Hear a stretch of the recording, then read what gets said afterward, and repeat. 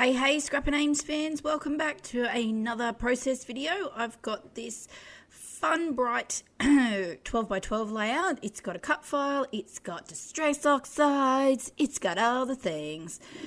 Alright, so I am using, I feel the cut file might be a Kitaholic Kits one, but I can't remember off the top of my head. And using not sure what the backing paper here is, maybe Paige Evans, and I am scrapping a photo of my brother, sister-in-law and nieces at my wedding last year.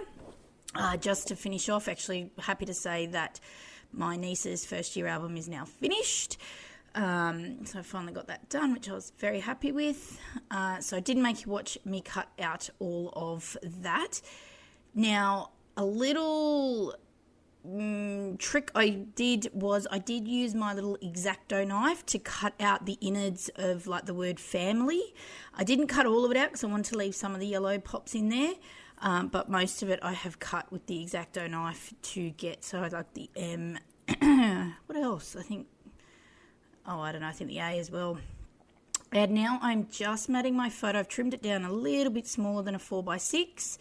And I am just backing it onto some plain white, probably cardstock. What I usually do is, my little thing is when I do cut files, and you know usually for anyone that's a cut filean, when you've got pieces left over, if I've got enough I can use as matting, I keep it aside and keep the scrap instead of throwing the whole piece out.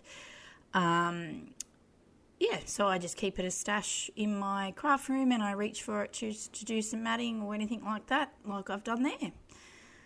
Now I am jumping in with some stenciling. I decided I wanted to do something a little bit funky on the background. I feel I may have watched a video that used distress oxides and I thought, I haven't used these in ages. They're sitting in my stash. They're easy to use, and they have an array of uses, really. Like you can add water to them and make them like a watercolour paint. You can stamp with them, and as you'll see me use here, I will stencil with them. So I've grabbed this stencil, again, believe it's a Vicki Boutin one. I've grabbed my little dauber, whatever you want to call it, as you can see there. I do have a bit of a supply, not huge, of the daubers just so that I don't mix the colours too much, but sometimes I don't really mind if there's a little bit of leftover from a previous colour that I've used, because sometimes they can mix in really well. Otherwise I have a couple of spares kicking about. Now I'm just mismatching this over my background paper, using a nice green colour just to tie in with the background of the photo. So our wedding was an outdoor wedding at a local place here in Canberra. It was absolutely beautiful on the day. We were so thankful. So the photos, as you can see, have turned out really well by the professional photographer. And pops of that green you can see in the background of the trees and the grass and all of that sort of stuff.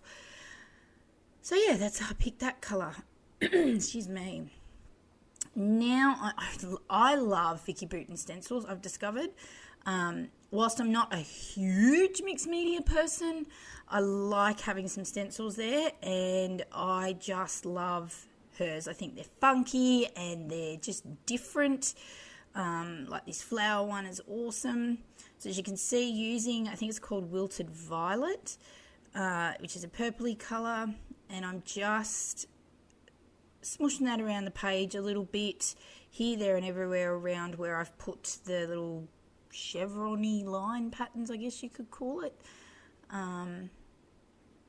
just to add a bit of interest and pop of colours, extra colour to the page, tie in with the background a bit more, or the photo, sorry, a bit more. There you go. They're the colours I used. And the bonus with these, I don't have to dry. I don't have to wait for them to dry. So I can just, bam, distress oxides, you can just use them. Unless, of course, you are watering them down.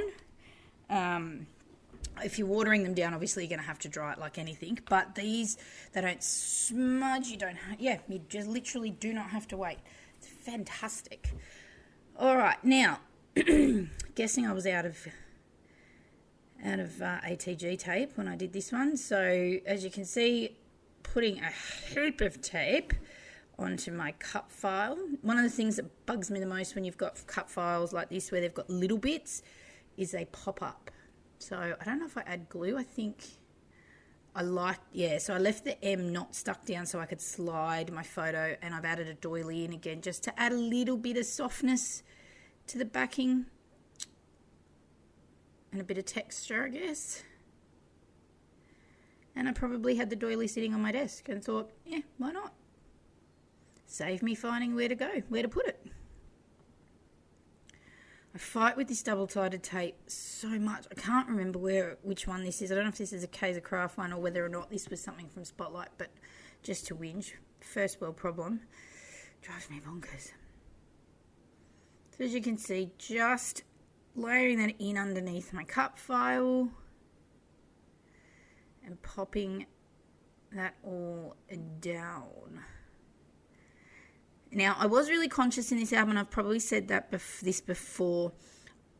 When I've made my nieces and nephews' first year album, it usually spreads across 2, nearly 3 albums.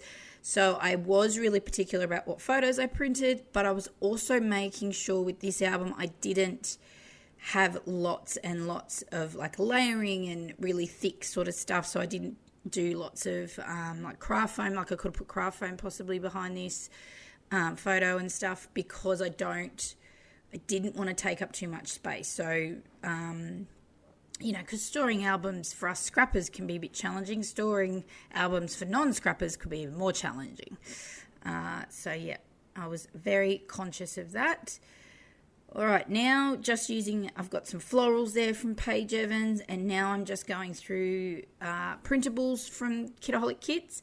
I don't know what month they are. I apologise. It may say on the 2023, obviously. Maybe it's January then. Or maybe it was December's ready for the year. Anyway, so just going through, and usually when I'm really, really organised and really, really crafty, I will actually sit on the lounge for a few nights and just fussy cut everything out. But I think because I haven't been using the kits as much, or like I still have had a lot of supply left over from my kit, I hadn't got to it. But yeah, so that's why these weren't done. And I've cut a fair bit of that out of the video because there was a bit of fussy cutting around and fluffing around. All right, adding some Vicki Boutin washi. Love this washi tape, or this washi pack. Just awesome. I think I got that from Spotlight actually when we were on holidays. But I just added the washi just to get another little bit of interest in that top corner there, especially because I wanted to pop that kind of like frame there, which I am going to use for journaling. I decided instead of cutting the center out, I didn't see the need. I didn't have anything else I could put there unless I wanted, I guess you could put a large embellishment in the middle if you wanted to, but I didn't. Just playing around with some wording. Because the cut file is a big cut file, it's a big title, I don't think I actually embellished too much, just because I don't want to take away from the cut file, or the photo for that matter. Plus I've got the Distress Oxide background, the stenciling, so it's very busy, very bright, so not wanting to add too much confusion to the eye when we're looking at the page. Adding some little words pieces there.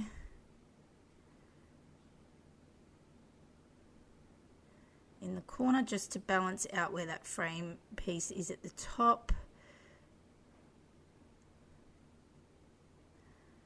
Just using some glue because the tape was being probably quite annoying. Wouldn't stick as per usual, or the big backing wouldn't come off probably. And I think it might be too large for those pieces. All right.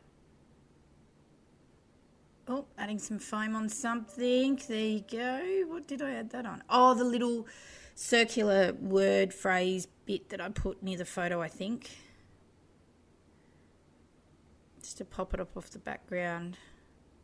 Or off the photo itself, I guess a little bit. I didn't obviously want the eye to sort of look at the photo and then see that, and it kind of melds it together. Very technical, very technical. Yeah.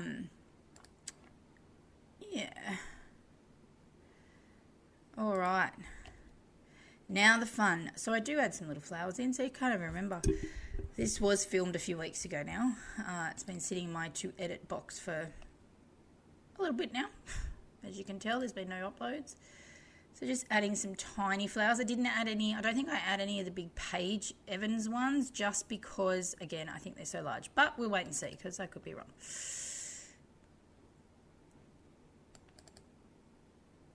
Alright, just adding some little leaves, some little sprinkly bits.